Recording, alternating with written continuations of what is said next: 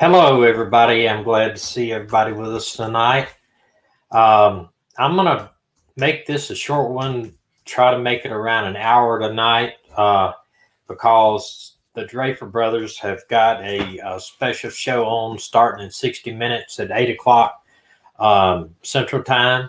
And I know I will lose a big audience to them, and they are catching up on some details that I found out today on the Morphew case. So let me just get into that first, and then there's a couple other cases that I want to discuss tonight that I had planned on discussing anyway. Tube Crime put out a video with AK. Actually, I watched Plunder first, and Plunder said that AK from Tube Crime was talking to Barry and about some material that was found, a shirt, a light blue shirt that was found, and this is a picture of it right here, that was found at a pond or near a cliff. I never could gather on exactly where it was found, but it was a half a mile from the Morphew house. The shirt, I know that Adventures with a Purpose today also talked about the shirt. The shirt supposedly has a couple of look like where a knife had been jammed through it, and also looked like some human waste were on it. So I'm not sure if this is a red herring or somebody put this as a plant, but supposedly they brought it to the police, and some of the police actually laughed at it. So I thought that was insensitive on their part. But eventually CBI took the shirt into evidence. I think they're going to check it and see if possibly that it has any DNA on it. Now, this personally, it's just my opinion. It supposedly that a psychic had given this information, that the shirt would be found near a pond or near a cliff. I'm not sure exactly where. Maybe somebody can tell me, because I wasn't able to get that out of what I listened to Plunder like 3 times. I still wasn't able to tell where they found it at. Our Adventures with a Purpose actually had done some diving in the area. But I just, I'm wondering if it was a plan to throw law enforcement off, or to throw the searchers off, or to give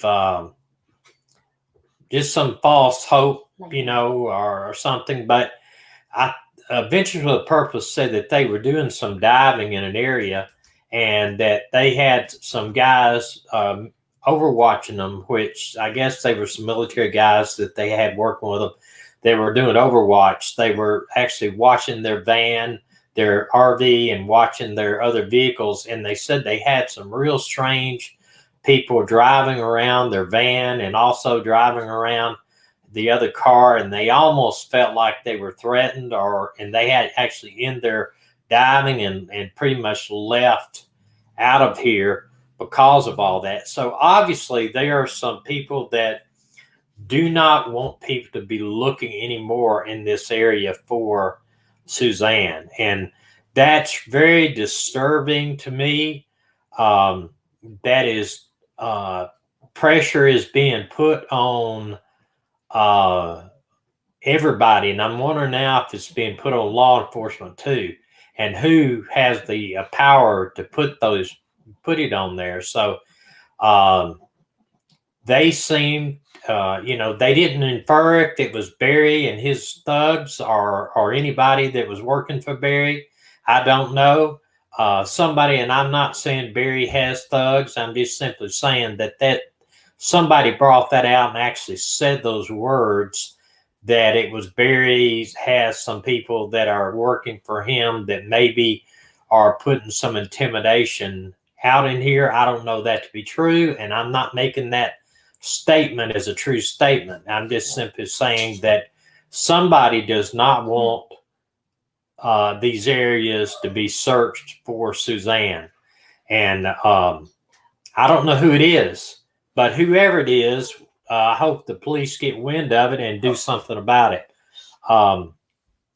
But if that shirt was possibly Suzanne's shirt, I just want to know why they missed it the first go around when they searched that area, because all these places just about been searched by law enforcement and by Andy's group. And I'm just wondering if it is a shirt that is used in it, then law enforcement ought to be able to find it out by getting DNA off of it. If not Suzanne's DNA, then maybe DNA of the person that put it out there. But in the statement I made when somebody said Barry and his thugs, that was something I heard. I'm not saying that. I know that we got a lot of grief because one of our moderators thought that a harsh comment was made about Trevor and another cousin, but I don't know this guy. I don't know either one of them, and they could be doing something. I don't know, but somebody is doing something that is trying to intimidate the searchers for Suzanne and are trying to make this thing go away. And I'm going to tell you, I'm not letting it go away. They can do anything they want to me. They can try. I know I've received all kinds of emails, and there's no doubt in my mind that I think it came from maybe somebody that is supporting Barry on this case. There's no doubt in my mind because of what they told me in the emails. So they said this area hadn't been searched before. If the area hadn't been searched before, well, there's a possibility, but if it would have been a true stab wound of, say, somebody had stabbed through the shirt, my thing is it would have been blood on that shirt. You know, blood, it doesn't come out easily, and even if it rained on it, I think blood might still be there. I don't know. I know that one of you said that it was a reverend something that is the psychic. I'm not sure what she said in her vision or what she felt like that they were going to find, but you know, I don't know. It's just hard to believe that nobody found this thing before. But either way, you know, I think it could be true. It could be hers, or it could be a plant to throw law enforcement and the guys like Andy's crew and all the true people that want to find Suzanne to throw them off.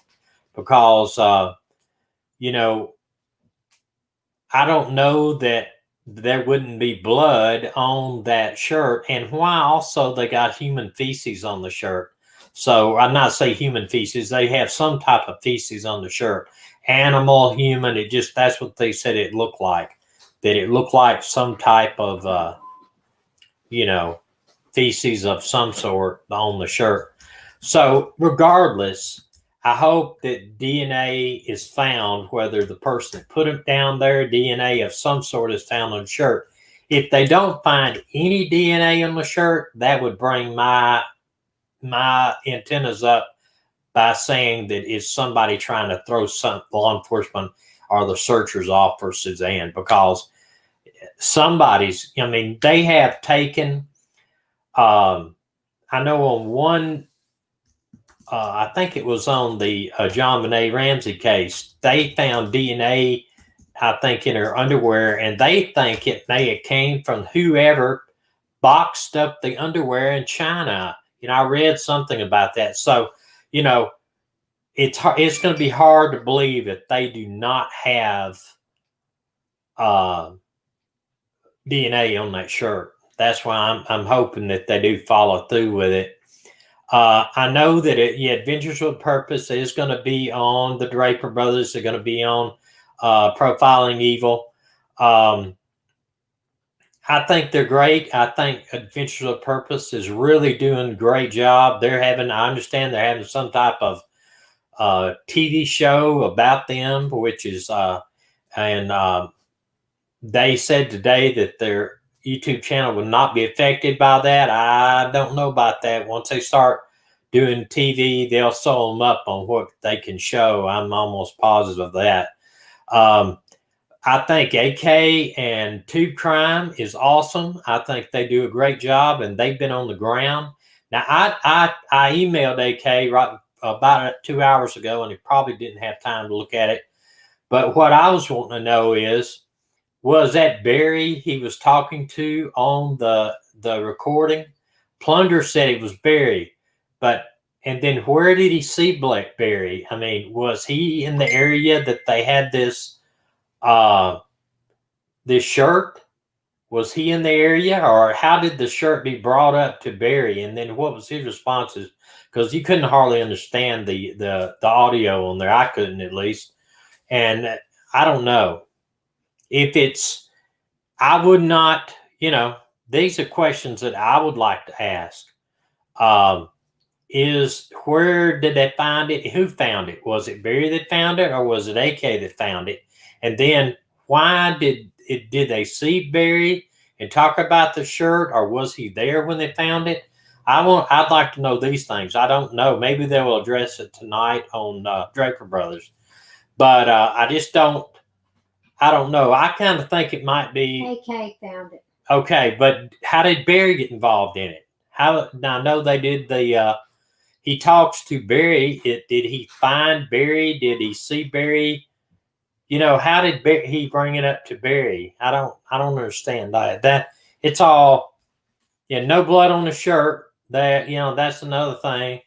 I don't know if the stab wounds were made. I mean, this being stab wounds on a shirt, that's almost like somebody put it there and planted it there, because if there's somebody wearing that and they did stab wounds, I promise you there's going to be blood on the shirt. And I'm talking about a lot of it. The shirt was sun bleached too. It might have been planted a while ago. It may have been. I'm just wanting to know, though, how Barry got involved. How Barry did they talk to Barry about the shirt?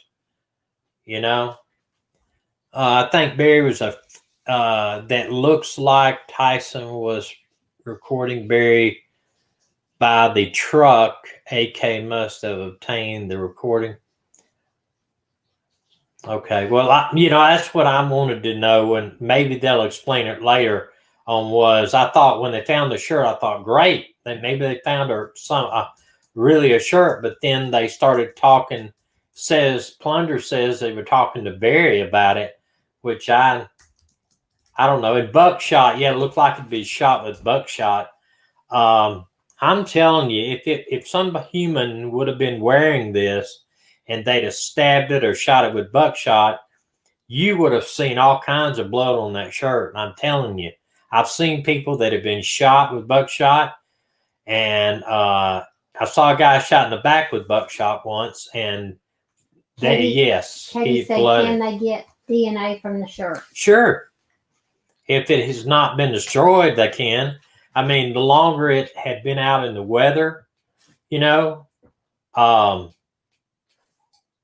if as long as it had been out in the weather, if it's out in the weather a lot, then of course weather, sunlight, deteriorates DNA. But I think they could probably get DNA from it, and also, I just want to know, and I hope we can find out in the Draper video, Draper Live, next hour, if did he find it and then he tell Barry about it, or how did Barry get involved? I'm sorry about the dogs. There's something outside. It starts like smoke alarm. It's a dog alarm. Dog alarm. Hey, Beach Bum said Barry needs Susan to be found. I'm sure he needs the insurance money, so he may be. Well, I don't know. They can declare. I don't know how long it takes to declare 7 somebody years. dead. No, not necessarily. As you can see in this next case we're going to do, it takes 7 years. We'll talk about that a little bit more. I think that there's a good possibility it was a plant. I think it's a good possibility that they were trying to throw off law enforcement. Rowan says Laura is back on YouTube and she knows facts. Yeah, I listened to Laura's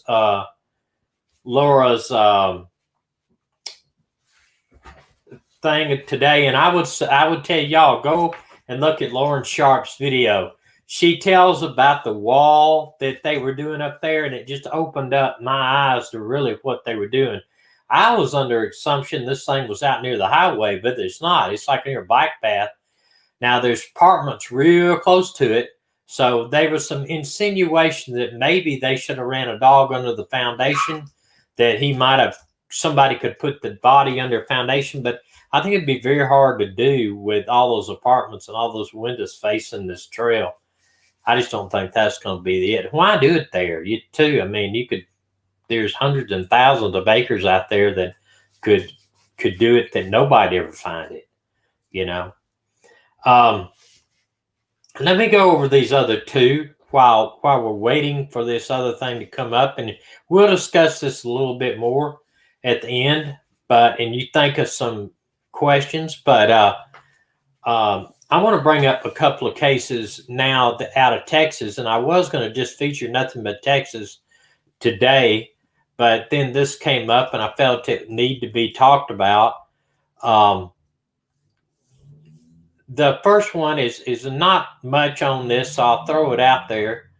This Anthony Porch, he was 13 when he went missing in 2016, and he basically walked away from his foster parents. We were talking about foster parents last time we met. He basically went away from his foster parents and has not been seen since. Now, it doesn't mean anything's happened to him. This is asking for help finding a missing 13-year-old boy. Anthony Porch has not been seen since September 29th when he left his foster home in the Cypress Spring area. He may or may not be wearing glasses. If you know where he is or you spot him, call police immediately. There's no sound. No sound? Did y'all not have any sound? Because I had sound. Maybe you're not. You sure? I didn't hear anything. Tell me if y'all heard anything, because I hope that's not the way it's going to go today. I guess it's just me. Okay. Now, it was just one that I want to throw out there. This happened in a couple of years back. It was in 2016, 4 years back. But since we did talk about foster care, this is another one that's very limited information. This happened just the other day, October the 22nd. This guy's a bank executive. He went to the gym in Dallas, Texas, and left the gym in his borrowed 2020 black Porsche. This is a very expensive car, and he has not been seen since. The car has been recovered by police. They did impound it, but I could not find any information on where they impounded it or any other information, but they are still looking for him. Is James Allen White. He's been missing now for about a week, and just went to the gym, and on the way back home, started back home, he's missing and has not been seen since. And this is in Dallas. So first I thought, well, maybe he got robbed. They stole his car. Maybe that he got taken hostage because he is an executive. And that still may be the case. And they may have some type of ransom coming up over him. But that is what where he's at. He's missing in Dallas. One more quickly.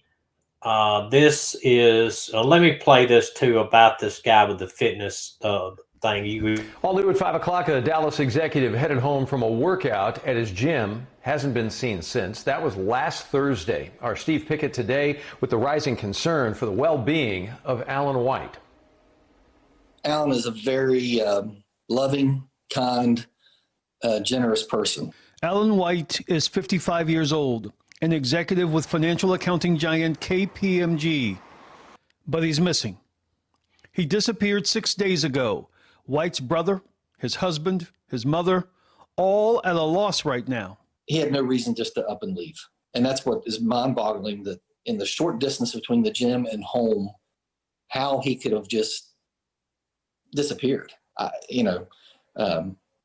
the hardest part. According to family, Allen White drove from his north central Dallas home to this City Place area fitness center. It was 5:30 in the morning last Thursday. Cameras recorded White leaving that workout location. He was driving a black Porsche SUV, a car on loan from a dealership. The tag number 8F4972. Police categorize White's disappearance as a want to locate case. So far, no credit card use found since the disappearance, and his cell phone has apparently died. The family now has a private investigator. I don't know if someone did take the vehicle and do something with him. That's the mystifying thing. Or did he wreck somewhere and drive off into a ravine or a creek or whatever? A reward is now on the table for anyone who can help this family find Alan White. They do not believe he simply decided to disappear. Steve Pickett, CBS 11 News, Dallas. So yeah, he could have just ran off, but it just doesn't sound right. I mean, he had everything going for him there in Dallas. Yeah, somebody asked, can you get in trouble for planting evidence? Absolutely. It's called obstruction of justice. It is a felony in most states, and it is obstruction of justice is a felony in the federal crime system also. So yes, that is. If, you could always say, well, they just threw this away, and then it'd be criminal littering, which is a misdemeanor. But if they planted it and made it look like, if somebody told them, yes, that is evidence, then, proving that somebody did it maliciously may be an issue, though, even though we would think so. Another one, too, that I'd like to touch on, I like to touch on 3 or 4 cases a night if we can. And I hate to just be rushing through these, but there's not much information on these. This one actually comes out of Texas also. This is Prisma Reyes. I think that's the way she pronounced her name. 26 years old. She's last seen wearing red polo shirt and blue jeans. And I'm going to play a little thing and it'll tell a little bit about her. And then I'll read this. This actually happened in 2019 in Mesquite, Texas. Yes, and I know that y'all talking about the ex. And what she looks like she's high right there standing in front of that, even on the phone. She's kind of wobbling around, maybe drunk or high. It says here that 26 lived in Mesquite, had not been seen since April the 17th, 2019, reported missing after she did not pick up her 6-year-old son. There's somebody said, I think she's still with us. I don't know that. I can't say. The lieutenant said that it's a very challenging case. The authorities said she left her job at a car dealership around noon and never returned. She was spotted having lunch with an ex-boyfriend at the E-Bar and Tex-Mex restaurant located in North Haskell Avenue. The man left, but police said that she stayed in the restaurant and continued drinking until the police say she was asked to leave. So she probably had too much to drink. They said there was some sort of verbal disturbance and she was asked to leave the premises. Did not say whether that she was intoxicated or not, but the bartender had stopped serving her. So obviously then she was probably intoxicated. Let me look in here at my notes. I made several notes on this.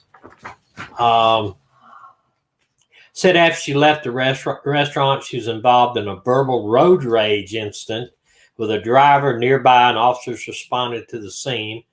Already left, but she was already left by the time they arrived. Police don't believe the road rage incident had anything related to her disappearance. In August, police released a security photo of her on the 17th, the day she vanished, running into the garage of Olympias on Ross Apartments along Ross Avenue. I think they said that's where the ex-boyfriend whom she had lunch with lived. MH said, could she have fallen down the lift shaft? Remember when we opened that elevator door that time and there wasn't an elevator? Yeah, I think by now though it would have been smelling by now. You know, Yeah, that's true. If she had fallen down in that shaft and died, you probably would have had a very harsh smell and all kinds of stuff being from 2017. You know.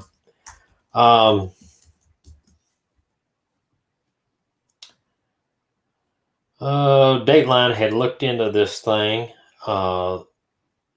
basically saying, and parents, of course, they always say that she would never left her kids, which I can understand that. But some mothers do. Some mothers do. The Smith girl did. Well, my mother did too. Your mother did too. The main case that I did want to cover tonight, apart from the Morphew case, and we'll go back to that in a minute. And this was brought up by an email from one of our subscribers. It's really, I think it's super important. You know, we consider our firefighters heroes, our police and fire, at least most of us consider them heroes. There is a firefighter named Michael Chambers that came up missing in 2017. And this is a case that has kind of baffled the police in Dallas, in this area, because it is, I read the whole report of anything that I could find on it, and that this guy had no reason to kill himself at all. And that's what the police actually end up saying towards the end of this investigation. And I'll show you everything. It's crazy to think somebody would jump off a bridge to kill themselves if the water is 8 feet below the bridge. You know, it's not like they're jumping off the Golden Gate Bridge, okay?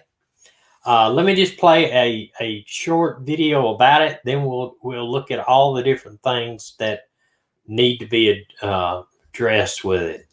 It's been 2 years since retired Dallas firefighter Michael Chambers disappeared. At the time, police said they had zero clues and treated it as a missing persons case. Today, CBS 11 News talked with his daughter about the ongoing private investigation. It would be very easy to be discouraged, but I have very good people helping me. We're very determined to find Dad. Michael Chambers' daughter, Susie Chambers Lasoya, is working with a private investigator. Despite their ongoing searches, she is under no illusion. We're not looking at anything less than a homicide. So we're not going to get our happy ending, but we do need answers. We do need to find his body, bring him home, lay him to rest. Immediately following Chambers' disappearance 2 years ago, an all-day, 75-person search spanning 5 acres near his home produced no clues. Hunt County Sheriff Sergeant Jeff Haynes then. It's disappointing because we wanted to be able to give the family some kind of answers. Investigators found no signs of foul play other than a small amount of Chambers' blood in his shop. And family then described the grandfather as strong. That's not your typical 70-year-old. You're not looking for a slow little geriatric patient. This guy is strong. This is believed to be surveillance video of Chambers leaving a local Walmart the day he disappeared. My father is such a good man. He did so much good for others in his life. And we need to return the favor and help find him now. If you have any questions, Susie Lasoya is asking that you contact Klein Investigations. Let me show you this little bit of blood they said they found. I don't even call that a little bit of blood. There was a big pile of blood there, like that obviously he was hurt by some way. And someone brought this up to my attention. You know how if you carry somebody, you know how you can't hit their head still? You know, if you're carrying somebody that kind of goes back and forth when you do it, that's exactly, it looks like this happened. It looks like somebody hit him in the head with something, picked him up, and carried him out of there. because his head's moving back and forth where the line of blood is, very distinctly. That's not a little bit of blood, as they said in the news report. I mean, that's a lot of blood, and the head bleeds too. If you're hitting the head bleeds a lot. And I don't know that I could make my blood trail by myself walking out of there. You know, how would you do that? How would you get your head to drip like that? It looks honestly like somebody's carrying him out. This is another picture of it that you can see it a little closer. I mean, it looks like the head's moving. If you're holding somebody up and walking them, you know, taking them out of there, maybe carrying them, the head moves back and forth. Gracie, you know, it's obvious to me that this is not just a small amount of blood. He bled quite a bit, especially from the head there. Looks like a head wound to me. These are the pictures at Walmart. I mean, he was upright, fine there. Nothing could give it away that anything's going on, just a regular day. This is another picture of them. They had him in his uniform. They gave him that when he retired. He was a driver engineer. This is the bridge that they claimed that he went to and jumped off. You know, I'm going to tell you, folks, if you're going to jump off and try to kill yourself, I don't see anybody jumping off a bridge like this. He'd been better off jump off top of his shop. You know, that just don't make any sense to me. And no, that's not it. But that doesn't make any sense to me. To say something like that, to me, it's stupid. That's just stupid. Because you know what the sheriff said? They couldn't find his bicycle. And they had a phone that went pinged on his phone 4.4 miles an hour, and it led to around the bridge and went off. So what? Somebody had his phone and dumped it or something, made it look like that. Nobody jumps off the bridge that much to kill themselves. I just don't. You couldn't convince me of that under any circumstances. Melinda said he definitely didn't owe any money. He was a great person. Yeah, it's about as far-fetched as some investigations saying that he killed himself by jumping off that bridge. That's absolutely crazy. I've got a timeline of events here. On Friday, 3/10/17, 8 a.m., Becca spoke with Pawpaw, and they called him Pawpaw. Becca is his wife. At 11:15 a.m., surveillance shows Pawpaw at Walmart. At 3 p.m., neighbors arrived home and did not notice anything out of the ordinary. They also never saw him, Pawpaw, and the rest of the afternoon, they did yard work. For some reason, detectives believe whatever happened to Pawpaw happened between 12 and 3 p.m., which that'd be weird because, you know, the neighbors are out doing yard work and they don't see anything. I like what retired Melinda said.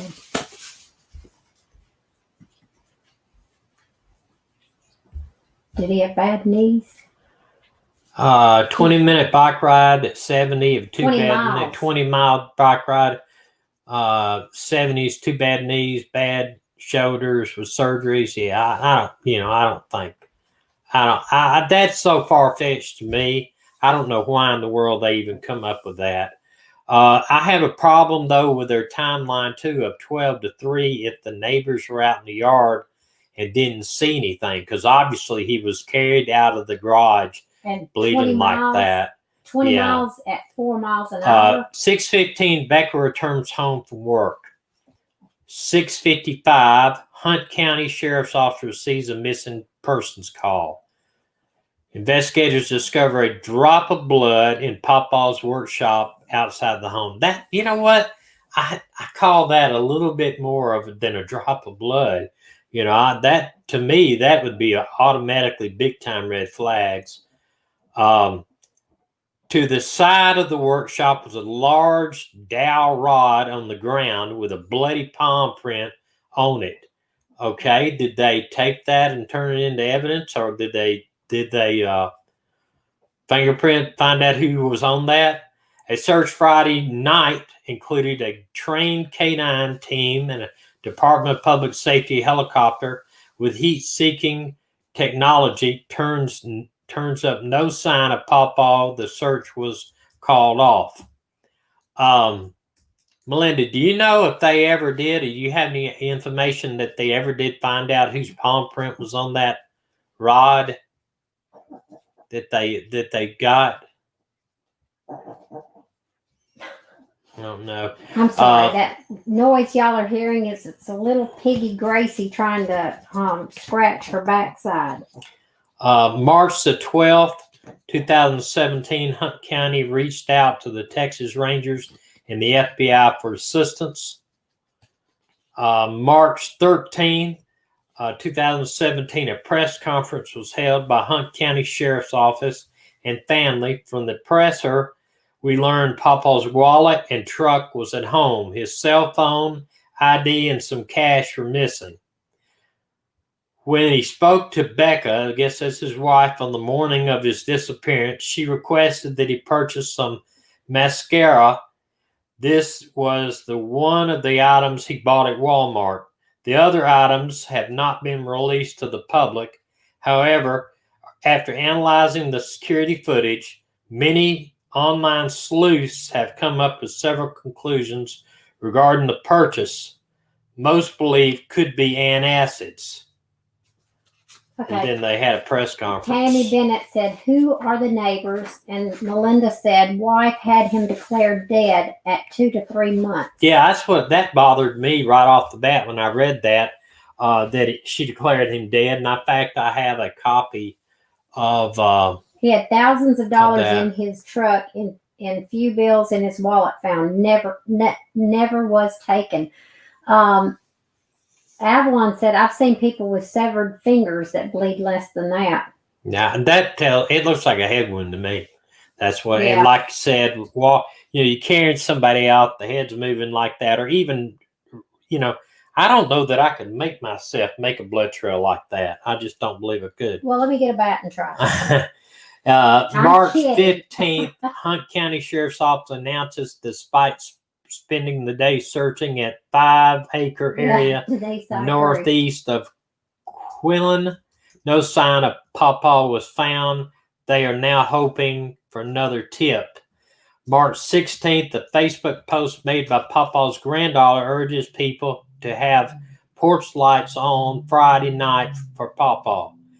March 18th, search dogs pick up a scent and lead the sheriffs to a new area, Deer Lane and FM 2101, about 500 yards from Chambers' home, but the scent was lost. March 20th, Becca changed the family's cell phone plan. She removed Justin and discontinued Michael's service. She claims that she was starting to struggle financially. This is 1 week after the disappearance. What? Are you kidding? No. And why do you discontinue service? That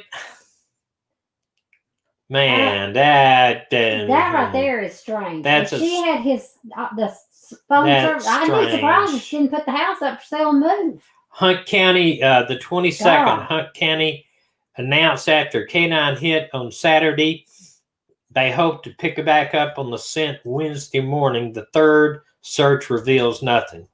April the 8th, fourth search turns up nothing. April the 20th.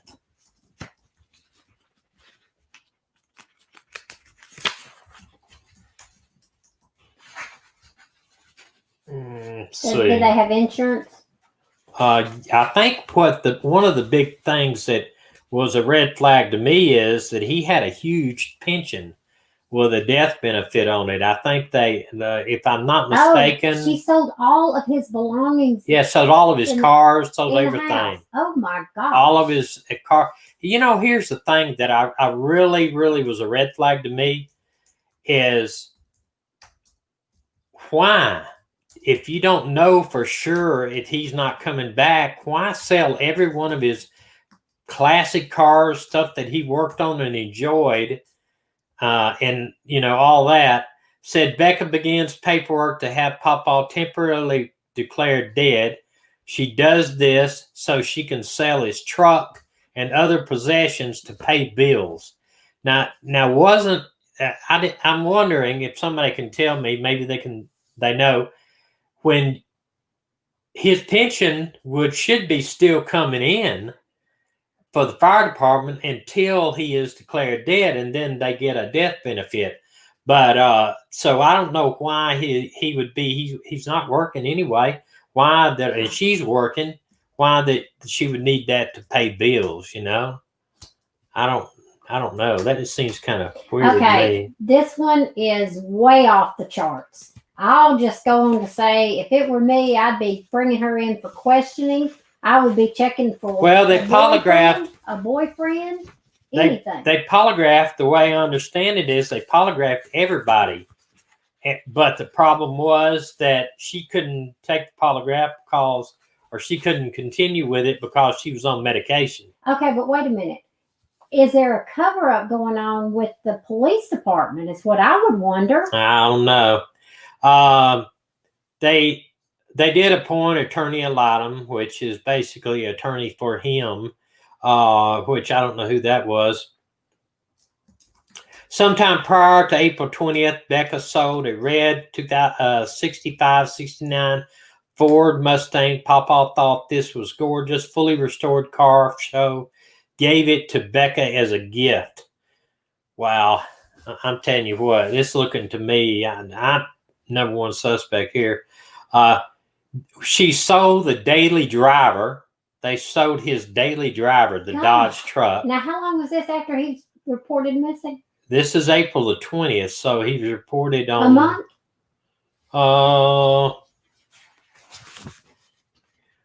He's reported on, a month and 10 days after he was missing. She knows he's not coming back. She sold his daily driver. From that, she got rid of the rest of his car collection, mostly older cars that he was restoring, less than a month. May 17, members of the Chambers family subjected to a polygraph test. Becca was unable to complete the testing due to prescription meds she took on the same day. Becca does not take one in June. She does take one in June. And this is when investigators and social media learn via Papa's children and grandchildren she had multiple affairs during her marriage. She claims Michael knew about the affairs but never confronted her about them. I don't believe that in the slightest. May the 5th, SAR, Search and Rescue, or out of state, did the grid search of the area around the home. May 6th, a prayer vigil was held for Papa in Greenville Sports Park. June 6th, the Hunt District Attorney receives the following filings. Order admitting will to probate, authorizing letters of testament signed. This basically they're saying he's dead. Letter, proof of death and other facts. Letters of testament issued. Testimony issued. Order, last will and testament of Michael Glenn Chambers. Court order delayed. Certificate of death signed. Mailed in Charleston. June the 8th and 9th. Tex EQ and team Waters sonar search and recovery did a grid search along the sonar searches. Again, nothing was found. July 17th, family learns that Becca had Papa's legally declared dead months prior. Okay. So that's what she declared it months prior, just a month after, basically, he was missing. Was she the mother of his children or second wife? I'm not 100% sure. I think she was the second wife, though, is what I understand. Yeah, I agree, retired Melinda. I agree. He was going to divorce her over all those affairs, and she decided to take him out. Texas law states a person must be missing prior for a period of 7 years before they can be declared dead and the death certificate can be released. Becca submitted a proof of death to the judge to get this. Papa's daughter received a Facebook message from someone claiming a friend told him where the body was located. He told her more than one person killed him and that Becca was involved. He gave her an address of the location. More info on that can be seen in screenshots below, and that's what I did. Look what we did. Family refers to the man as BD in the screenshot. Police were skeptical about the information due to the fact that he was a felon. They did search the area not immediately after the info came to light. Nothing was found. Yeah, it doesn't help that nothing was found, but I'm going to tell you what, if this lady is not a suspect, I want to know why. Cell phones expert. Now, this is, I think, where it got. The cell phone expert was brought in, and Michael's exact route on the day of the disappearance was mapped out using his cell phone pings. It was discovered that he was in the house and then driven to town via the Lake Takawaki or something bridge, 17 miles from the home. At 2:30 that day, he went to the location once more. However, that's where the pings stop. Though his cell phone data, they are able to discover, through his cell phone data, they're able to discover they've been traveling about 2 to 4 miles an hour. And this is what the sheriff says. He thinks that he rode a bicycle out to the bridge, and then supposedly they believe he jumped off, where we showed pictures of that. And I just cannot believe that he would jump off a bridge 8 feet out of the water to kill yourself. I mean, that don't, you know. And with bad knees? I mean, yeah, you know what I mean? Yeah. It said, personally, I had no idea the pings could track a person's speed. And another thing, too, I don't know that pings can track a person like every half a mile. I've heard them track like, and plus they've told me in the past that even the U.S. Marshals have told me that a ping might be off 200 or 300 yards from where it is. They just said only the government have got those down to where they can track you down to like a 3-foot radius or whatever. Yeah, Cynthia, that's what I'm wondering. Who's the white friends with that they're covering up something here? The sheriff then released a statement saying the only way he could have traveled 2 to 4 miles an hour is on a bicycle. I say 2 to 4 miles an hour because the sheriff Meeks has gone back and forth in statements saying it's 2, sometimes 4. So they went back to the workshop and discovered Papa's bike was missing. All these months later, can you imagine it? So they strongly feel Papa rode his bike to the bridge and committed suicide. Now here's the thing, where's the bike? Did they find the bike at the bridge? Nobody's saying they found the bike at the bridge. You know, I didn't read anywhere they found the bike at the bridge. And okay, Angela wants to know, when did this happen again? It happened in March. Yeah, it happened in 2017. See, started in March 2017, and here it is. You know, what gets me is how fast that the wife did this. Okay, there was major traffic at the time because of construction right. going on. Nobody saw him jump off the bridge. Nobody saw anything. Nobody even saw him out there on the bridge. Yeah. Sarah's Papa was in great health, very active, working on cars. However, he was a 70-year-old man. Let me go up. I missed one paragraph here. Said, here's the thing, y'all. A bicycle travels at average speed around 10 miles an hour, not 2 to 4 miles an hour. I agree. Light paced, and walking is about 3 miles an hour. So where is the data coming from? What technology did they use? What is the base on the pings? Was it 2 or 4 miles an hour based on the average speed? Where were the possible stops, starts, sometimes faster, sometimes slower? This would be a great info to know. Said, here's the other thing, y'all. Papa was in great health, always active, working on cars. However, he was 70 years old man, really bad knees. The sheriff was saying Papa somehow injured himself in his workshop, left behind his wallet, takes some cash, his ID, and rides his bicycle 17 miles to a bridge. Then he jumps off with his bicycle, and no one person saw him on his bike on the bridge. Why did nobody notice a missing bicycle until months later, after the sheriff concludes that 2 to 4 miles an hour is the only done on a bicycle? Wait, the bicycle's not missing. She sold it. Yeah, could have. She sold everything else. And the thing is, though, who's committed suicide by jumping off a 10-foot bridge with the bicycle? You know, man, these people are nuts. When it said when Becca arrived home, she found the house locked, all lights off. Papa's workshop was locked, all lights off. Papa's truck was locked. Keys were inside the workshop. He usually locks the house up when he's working in the workshop, but does not lock the workshop when he's working in it. His wallet, keys were found in the workshop, no ID. He always takes his hat off when working in the shed and places it in the same spot every time. His hat was not in the routine resting spot. These items Papa purchased at the store were sitting on the restroom counter. The receipt was in the trash. His truck was locked and all valuables were inside the vehicle. Okay, I think Melinda said that there was a lot of money in the truck. Was he planning on maybe going somewhere with all that money leaving?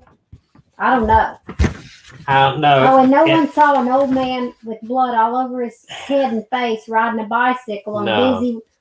This is crazy. Said no fingerprints in the home or workshop other than Papa's. The seat in Papa's truck was pushed up as if a shorter person was driving it. This was noticed by his granddaughter. When they brought up to the sheriff's attention, they said it was probably just a scooter up by investigators searching the truck. He keeps his phone charged, never runs low on the battery. Becca moved out of the home she shared with her husband fairly quickly. She attempted to put it up for sale soon after the disappearance, but his daughters were able to stop the sale. She number one suspect in my eyes. However, it was still up for sale. Eventually, it did sell. So she ends up selling it. In June 27, 2017, at the friend's home, Becca told people about Michael was not coming back. So she says in June that he's not coming back. I don't know if that's a month after he was gone. I mean, she's selling the stuff and everything. Changing the cell phone. She's had multiple affairs and all this stuff happens. It sounds like to me that maybe he was getting ready to, leave her or whatever. But, I wonder, Melinda, do you know the daughters at all?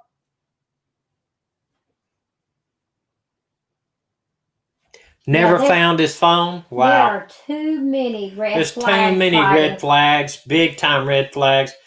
What I would hope for her to do is polygraph her again now, Polygraph her. I know they did polygraph her there. They said that she found out she had all those affairs, but do we know if on the questions? Is she remarried? I don't know, but do they know on the questions of did you have anything to do with his disappearance, if she lied or not? Yeah, what's it with bikes and crimes? I agree. She said she's waiting on them to call her back. Hey, listen, Melinda, if you can get them to do a segment with us one night, it would be awesome. Yeah, we would gladly send them a link to put them on. Yeah, I'd be glad to draw some attention to their father's murder. Absolutely. I feel like he was murdered. Yeah, I do too. Definitely. I don't see him doing this. And here's the thing too. If he let's just assume that he did throw himself off the bridge, somebody would have found the body by now, Tommy, think about he's had 2 knee surgeries and his shoulder surgery. I think that he was killed, but people do float up. I mean, there's people found, and they would, they'd be able to find out, especially because he's a firefighter. if he I'm sure his DNA was on file. Joyce, I agree. Fingerprints would be. That's a female berry. Yeah. I gotta get the cake out of the oven. Okay.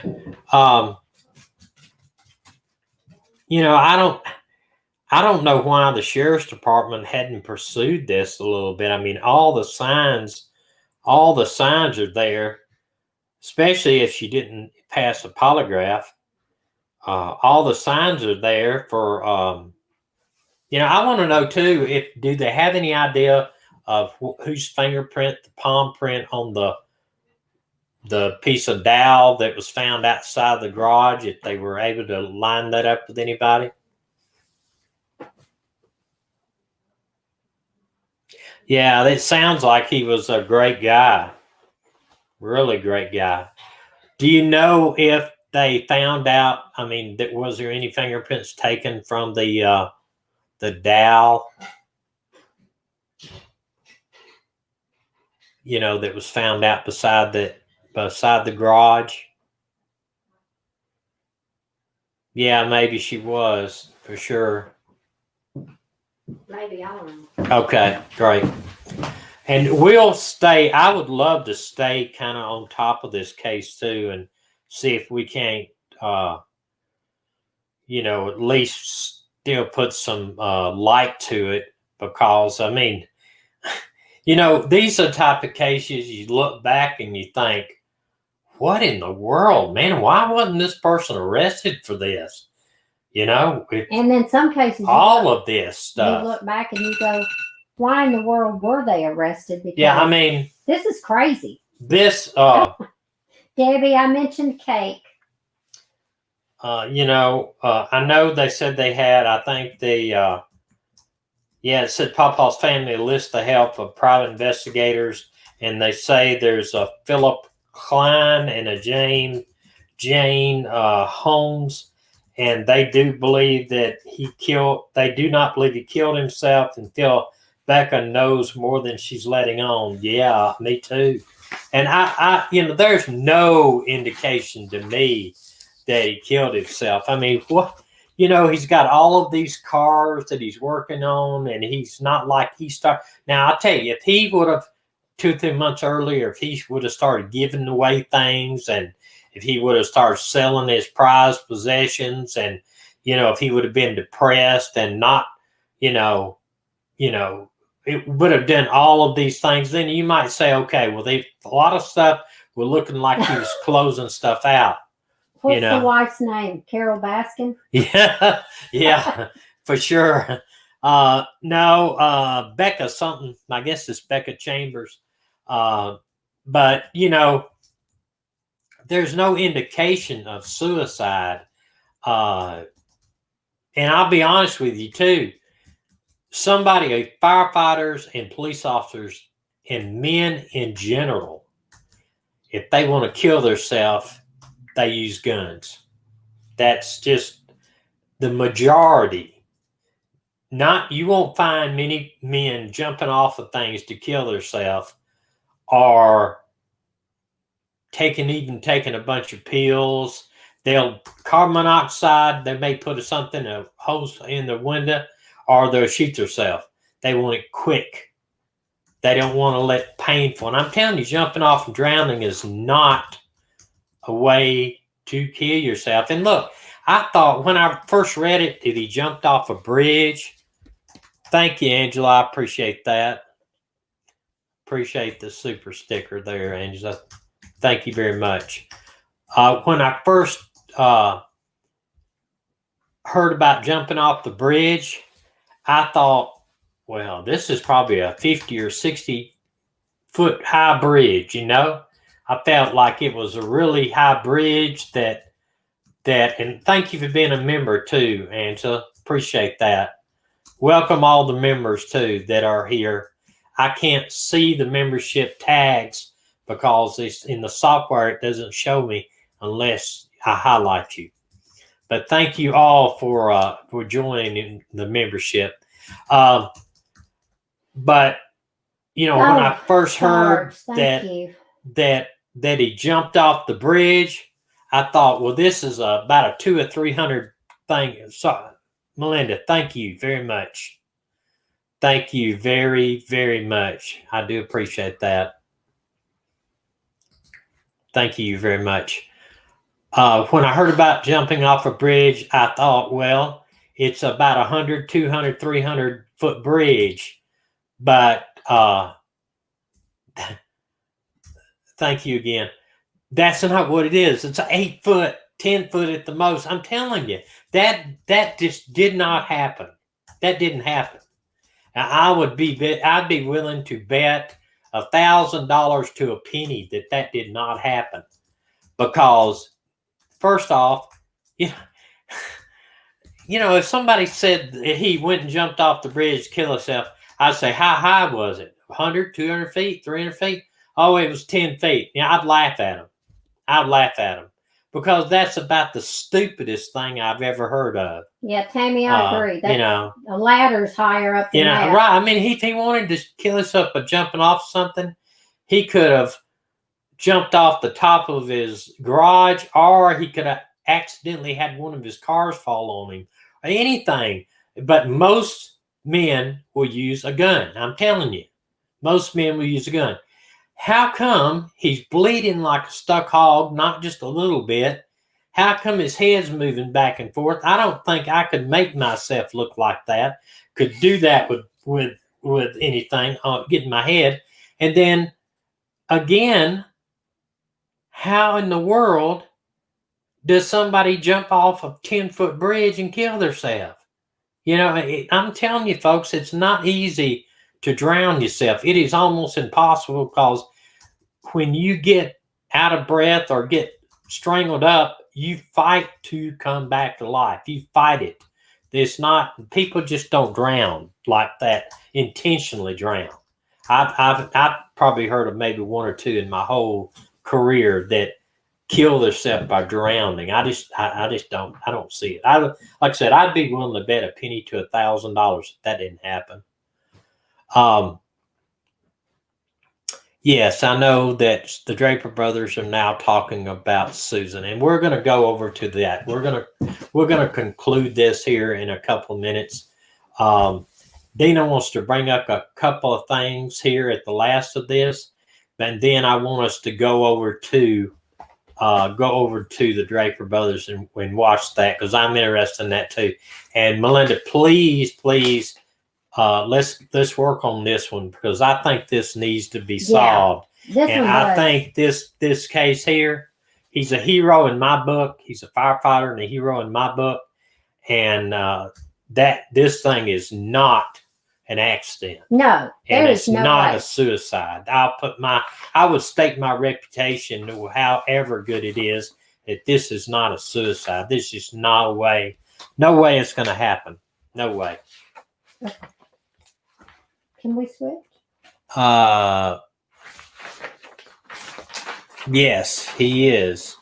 He's a hero. I'm going to switch with my wife. She wants to tell y'all something.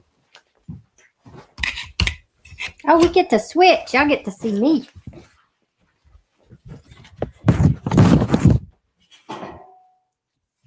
Got to say something? Yeah. I wish I could hear them talking. Okay.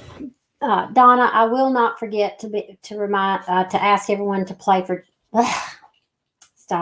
pray for Jonathan and Shane. I want to bring up, someone sent us a couple of cases. Christy Darlene Ragland, she's 5'10". She's 115 pounds. She was last seen August 23rd, 2020 in Coker, Alabama. I don't know if y'all can see this. I should have done. See, I'm new at this. There you go. Can you see that, baby? That's her. Last seen Sunday, August 23rd, according to Christy's family. No, you couldn't see it. Okay, I'm sorry. You may have to do this. On Saturday, August 22nd, Christy's boyfriend spoke with her on the phone around 8 a.m. and made plans to pick her up the following day. Her boyfriend arrived at the friend's house as planned on the 23rd. Her friend informed her boyfriend that she had taken off walking around 1 p.m. The boyfriend returned on to the friend's house on Monday. He was told she never came back. She's described as 4'10", weighing 115 pounds. Tuscaloosa County, Alabama. That's up over where the University of Alabama is. Roll Tide. So if you know anything, if I can figure out how to hold this so that y'all can see it. Can you see her picture there? She's 4'10". She's a tiny thing. 115 pounds. Somebody could throw her over their shoulder. And then also we had another case that someone asked us to look into. And the first thing that caught my eye, it sounds like there may be another serial killer in Spotsylvania County. It says luggage belonging to Caitlin Aikens, not a 19-year-old woman who disappeared en route to the Virginia airport, had been found in Spotsylvania County drainage ditch. The discovery was made one day after a young woman turned up dead, heightening the concerns there may be a serial killer loose. The circumstances surrounding the case are suspicious enough to warrant full investigation efforts in attempt to locate Miss Aikens. According to the sheriff's office, a family member was taking Aikens to Ronald Reagan National Airport on Saturday when the teen asked to be dropped off at Springfield Mall. She reportedly planned to take the Francisco Springfield Metro from the mall to the airport. For reasons unclear, Aiken never boarded her flight to Arizona, where she was to attend cosmetology school. Investigators are trying to determine if she ever made it to the airport. This young lady is, they've got some flyers out on her. The first break in the case came Monday when authorities discovered Aiken's luggage discarded in a draining ditch in Spotsylvania County near Fredericksburg city limits. The teen's wallet, identification, credit card, and plane ticket were among the items found. Her mother says it's scary. You just don't know what to think. And then the discovery of her suitcase came the day after the police discovered the body of a 21-year-old slumped over the steering wheel of her vehicle parked outside Spotsylvania residence. Needless to say, the people in that area are worried about what is going on. So this young lady, let me see, I thought I had her picture. Okay. Where is the camera on this thing? Can y'all? Top here, the top green at one. the top. That is the picture of the young lady. Tell her I'll share it because you can Okay. see through the picture. How come we can see through the picture? I don't And this is know. the young lady that was found slumped over in her car. Y'all, this is ridiculous with all these people coming up missing. Will you hand me? I'm fixing to switch back with Thomas. Somebody said they had never seen the cake mix that I was talking about for the cake mix. That's not cake mix. All right. That is butter pecan cake mix. And then one of these like this, but I use the German chocolate. This is what you use. You put 5 ingredients together and you come up with a great cake. And the frosting goes in the cake mix before you cook it. So it cooks in the cake mix. I know that sounds crazy, but it's the most moist cake you'll ever eat. Anyway, thank y'all for letting me get on here. I'm going to get Tommy back. Oh, Maggie's coming. I'm going to give it back to Tommy. One of these days, I'd like to hear y'all talk. Thomas. Oh, whatever. My sweetheart. How about that? Thomas. My sweetheart. There you go. Okay, let's go watch the Draper brothers, and hopefully they'll have some other stuff on for us tonight, some new information. And we hope to see you on Tuesday. Now, if something happens in the meantime, I'll try to. We're going to be in Tennessee this weekend, again at her dad's house. But hopefully they're putting up with a brand new cell tower within about a mile of us. So hopefully we'll have some internet. But anyway, and I want to tell you about this Chambers case too. We need to be praying that something will break on this case, because I got a feeling it's just right below the surface. Okay, we need to really pray. If And y'all also- don't mind, let's pray. It's up to you. I mean, if y'all don't mind, because Jonathan, is my cousin's son who got burned in an accident, and her other son is in need of a job and just real down and out about that. So if y'all don't mind, let's pray for some people. Melinda, your mom is better, you said? Okay. You want to start? Go ahead, and then just remember a lot of them are going to want to go Okay, over there. I'll make it quick because I know y'all want to go over to Draper. Okay, Father, we come to you right now, and God, we just ask that you just bless our time together. God, I pray that you will be with each and every person that's on this live stream. God, you know the heart's cry.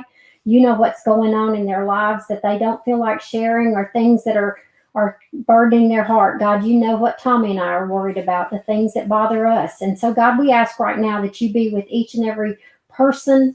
God, give them peace, wrap your arms around them, put a hedge of protection around everything that belongs to all of us, God, so that the weapons that are formed against us cannot prosper. God, I ask that when the enemy comes in, that like a flood, your Holy Spirit will come against him. If it's in fear that's coming in, or depression, or anger, or just, God, just division, whatever it is, I pray that the flood of the Holy Spirit will come against them. God, we pray for perfect healing in Jonathan's body. I pray, God, that you will even now just begin to take away the pain. God, that you would begin to just let new skin form. I pray, God, that he will not have any lasting effects that would affect him, for working or whatever, because, God, he's a young man. And I pray for Shane, God, that you would open a door for him to be able to find a job and to get back on his feet without any issue, and that Mike and Donna would have perfect peace, God. I pray, God, that you be with us, guide us, and direct us through this next weekend until Monday. And Lord, I pray we come back together Monday with great news. And God, please, Tuesday, God, you know what day it is. Father, I pray that you will even now begin to bring to light those things in the dark, uncover those things that are hidden, and shout from the rooftop those things that are being done in secret, that for this firefighter, God, that you will even now to begin to have things come forward, that we will find out the truth about what happened to him. Because, God, your word says the blood cries out, screams out from the earth. So, God, you know what happened to him. And so I pray right now in Jesus' name that you will reveal it, and that this will be a case that the daughters will have closure for. And I pray this in Jesus' name. Amen.